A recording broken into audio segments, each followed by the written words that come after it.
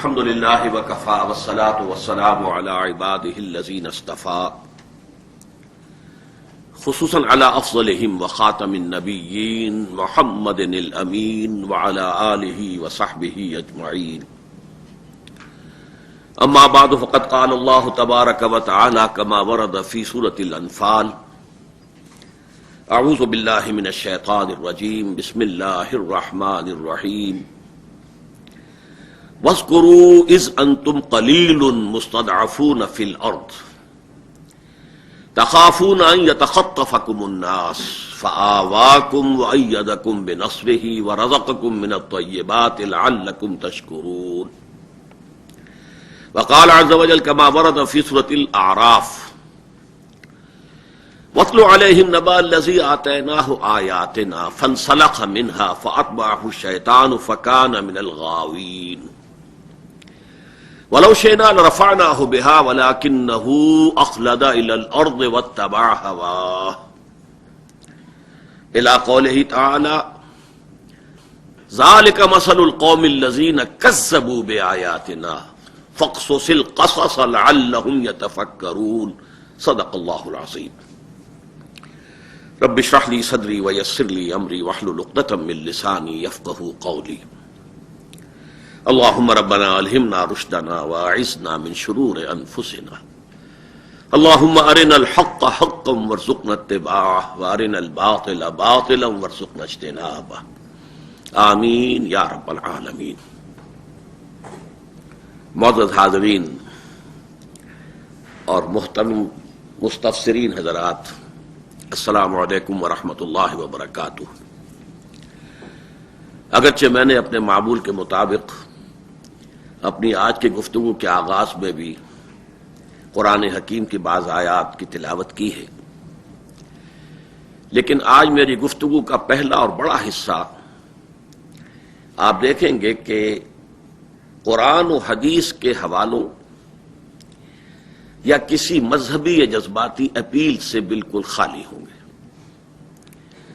اس لیے کہ یہ دو اہم مسائل، جن میں سے ایک کو ہم کہہ سکتے ہیں کہ اس کی حیثیت زیادہ علمی نوعیت کی ہے، کہ جینیسس آف پاکستان، پاکستان کے قیام میں، اس کے وجود میں آنے میں دین و مذہب کو کسی عامل کی حیثیت حاصل ہے یا نہیں.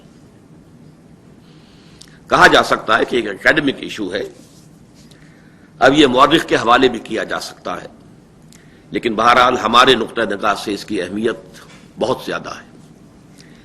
اسی طرح دوسرا ایشو جو بالکل پریکٹیکل ہے، پریگمیٹک ہے، کہ جو پاکستان موجود ہے اس کے استحکام کے لیے کون کون سی بنیادیں ہمارے پاس ہیں کہ جن کو اگر ہم تقویت پہنچائیں تو یہ مستحکم ہو، مضبوط ہو. ان دونوں ایشوز پر میری گفتگو انشاءاللہ آپ دیکھیں گے کہ خالص آبجیکٹو، قطعاً غیر جذباتی، کولڈ لاجیکل انالیسس کے ساتھ ہوگی. میں نہیں چاہتا کہ اس ضمن میں ہمارے ہاں جو نعرے بازی کا انداز اختیار کیا جاتا رہا ہے اسی کو یہاں دہرایا جائے، اور ظاہر بات ہے کہ یہ فورم در حقیقت اس طرح کے طرز کلام اور گفتگو سے مناسبت بھی نہیں رکھتا. دیکھیے، اسلام اور پاکستان کا بنیادی طور پر اور قیام پاکستان کے ضمن میں کیا ربط اور تعلق ہے یا نہیں ہے. اب اس میں ایک طرف تو یاد کیجئے وہ بھی جو نعرے لگے تحریک پاکستان کے دوران میں، لیکن اس کا زیادہ حوالہ نہیں دینا چاہتا.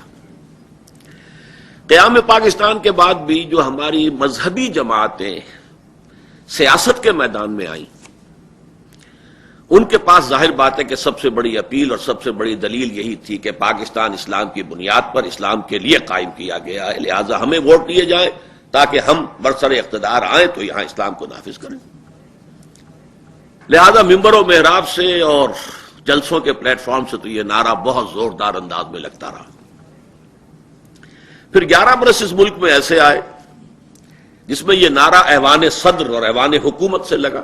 جنرل ضیاء الحق صاحب نے PNA کی تحریک جو بعد میں بپتسمہ دے کر نظام مصطفیٰ تحریک بنا دی گئی تھی، اس کو ہائی جیک کیا اور یہ نعرہ وہ خود لے کر اور ایوان صدارت میں براجمان ہو گئے. تو 11 سال تک یہ ایوان حکومت سے ایوان صدر سے نعرہ لگا. اور اس درجے لگا کہ واقعہ یہ ہے کہ بہت سے حساس لوگوں کو اس سے نفرت ہو گئی اور ایک طرح کا نوزیہ سا محسوس ہونے لگا. یہ کیا ایک نعرہ ہے جس کے اندر کوئی معنویت نہیں، نہ اس پر ہم عمل کرتے ہیں، لیکن ایک نعرہ ہے کہ جو لگ رہا ہے. ایک طرف تو یہ ہے. دوسری طرف میں آپ کو یاد دلاتا ہوں کہ سب سے پہلے ڈسکارڈنٹ نوٹ جو آیا تھا وہ سید حسین شہید سہروردی صاحب کی طرف سے تھا، جنہوں نے یہ کہا تھا کہ تحریک پاکستان خالص معاشی عوامل پر تھی، اس کا دین و مذہب سے کوئی تعلق نہیں تھا. سہروردی صاحب ایک نوعیت کے کچھ کنٹروورشیل سی شخصیت بن گئے تھے، لہذا ان کی بات کو اگر نظر انداز بھی کیا جائے تو جناب نور الامین کی بھی یہی بات آئی. اردو ڈائجسٹ میں ایک بڑے مفصل ان کے انٹرویو کے اندر انہوں نے بھی یہی بات کہی کہ یہ خالص ایک معاشی مسئلہ تھا. اب یہ دونوں لوگ ظاہر بات ہے تحریک پاکستان کے کارکنوں ہی میں نہیں، رہنماؤں میں سے تھے، قائد اعظم کے قریبی ساتھیوں میں سے تھے. مغربی پاکستان سے دو آوازیں سننے میں آئی اور یہ ان دو لیڈروں کی طرف سے تھی کہ جو اس وقت جبکہ انہوں نے یہ باتیں کہی ہیں یقیناً بزرگوں میں شمار ان کا ہوتا تھا، لیکن یہ کہ تحریک پاکستان کے زمانے میں وہ قائد اعظم کے نوجوان ساتھیوں میں شمار ہوتے تھے. پہلے میاں ممتاز دولتانہ صاحب نے کہا کہ یہ خالص سیاسی مسئلہ تھا، سیاسی تحریک تھی، اس کا دین سے کوئی تعلق نہیں تھا. اس کے بعد سردار شوکت حیات خان صاحب نے تو بہت ہی کھل کر یہ کہا کہ یہ پاکستان کا مطلب کیا، لا الہ الا اللہ، یہ تو چند چھوکروں نے، کچھ لڑکوں نے، کچھ نوجوانوں نے نعرہ ایجاد کر لیا تھا، یہ کوئی سیریس بات تھی نہیں. اب آپ کو معلوم ہے کہ اس کے بعد ضیاء صاحب کے زمانے میں کتاب لکھی جسٹس منیر صاحب نے، فرام جناح ٹو ضیاء، اور قائد اعظم کے 11 اگست 1947 کے اسی فقرے پر مورچہ لگایا. پھر یہ کہ ابھی کلنٹن صاحب تشریف لائے تھے تو انہیں بھی وہی فقرہ یاد تھا قائد اعظم کا، انہوں نے بھی اس کا حوالہ دیا.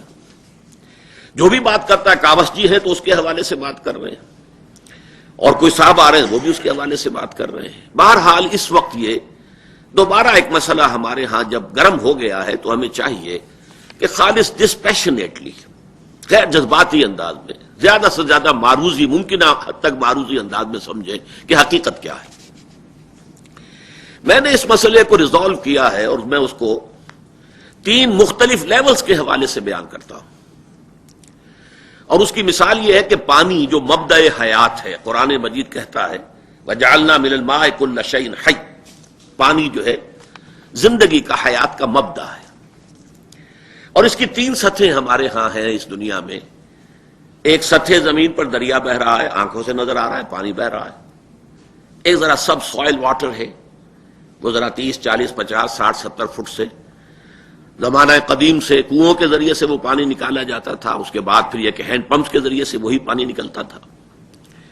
اور ایک پانی ہم لاتے 300 400 500 فٹ نیچے ٹیوب ویلز کو گہرائی میں لے جا کر بڑے شہروں میں ڈرنکنگ واٹر کے لیے اہتمام کیا جاتا ہے. وہ ہوتا ہے نہایت صاف شفاف پانی. بالکل اسی طرح اس مسئلے کے 3 لیولز ہیں. پہلا لیول یہ ہے کہ پاکستان اسلام کے نام پر بنا. یہ بات میرے نزدیک ایسی ہے کہ کوئی شخص ڈٹائی کے اوپر آمادہ ہو جائے تو بات دوسری ہے، ورنہ اس سے انکار کرنا ممکن نہیں. پوری دنیا میں مانا جاتا ہے کہ 2 ملک دنیا میں ایسے ہیں جو مذہب کی بنیاد پر وجود میں آئے، ایک پاکستان اور ایک اسرائیل. اگرچہ اسرائیل کے بارے میں میرے نزدیک رائے غلط ہے، وہ میں بعد میں عرض کروں گا، لیکن پاکستان کے بارے میں صحیح. وہ نعرہ چاہے چھوکروں نے ایجاد کیا تھا اور چاہے بزرگوں نے، اگر وہ نہ لگتا اور اگر مشائخ اور علماء کرام میدان میں نہ آتے مسلم لیگ اور تحریک پاکستان کی تائید کے لیے، تو سن 46 کے الیکشن میں مسلم لیگ کو مسلمانان ہند کی واحد نمائندہ جماعت کی حیثیت حاصل نہیں ہو سکتی، جس کے نتیجے میں پاکستان وجود میں آیا. میرے نزدیک اس پر وقت ضائع کرنے کی بات نہیں ہے. جو اس معاملے میں اڑے پھر اس سے گفتگو جو ہے لا حاصل ہے. پہلی بات یہ کہ پاکستان اسلام کے نام پر بنا ہے. البتہ اب ذرا آئیے سب سوائل واٹر کے لیول پر. اب کوشچن یہ پوز کیجئے کہ تحریک پاکستان کا اصل جذبہ محرکہ کیا تھا، اصل